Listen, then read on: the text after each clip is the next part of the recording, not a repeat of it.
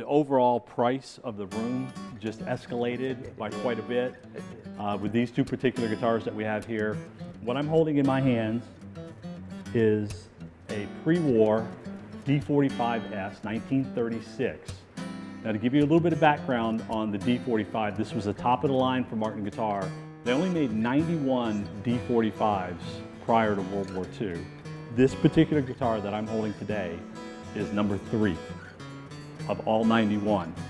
And oddly enough, there were 2 guitars made back to back, number 3 and probably number 4, we're not sure, but it probably is number 4, where the bottom bout of this guitar is actually just a little bit bigger than a regular dreadnought. It's probably modeled after our F model, which came before this, which was sort of an arch top, and it sort of has a very similar shape to that. But it's a really odd and unique instrument. It's incredibly beautiful, incredibly rare. We paid a lot of money to get it, but it's such a special piece. We really felt like it deserved its own place in the Authentic line, and we really wanted to recreate that particular guitar. Now, one of the things that we've done differently with the D-45 Authentic that we've done from all the other Authentics is the D-45 Authentic is actually Brazilian rosewood. So if you look at the back of that guitar, it's a nice straight grain Brazilian rosewood guitar, incredibly rare. I mean, we went to painstaking detail on this particular instrument to stay as original and as true to this original piece.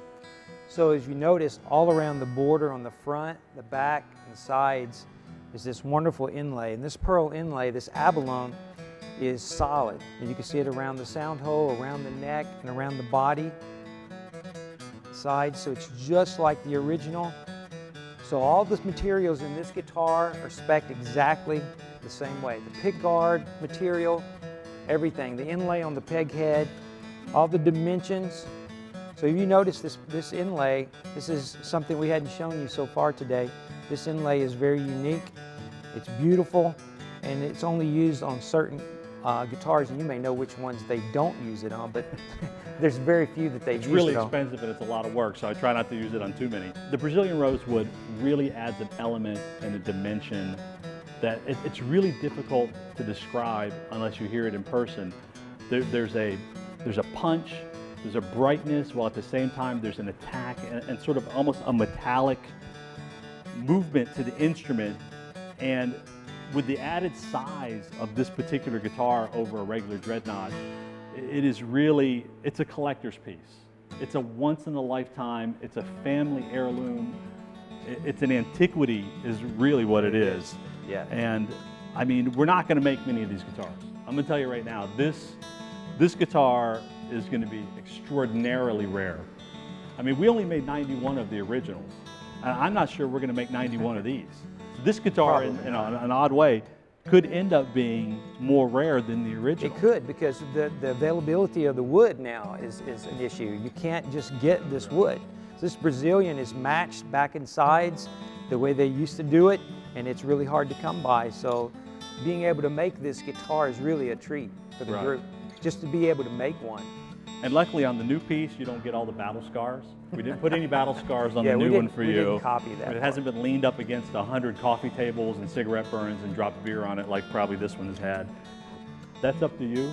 We'll leave that up to you to go ahead and put your own personal touch with this guitar.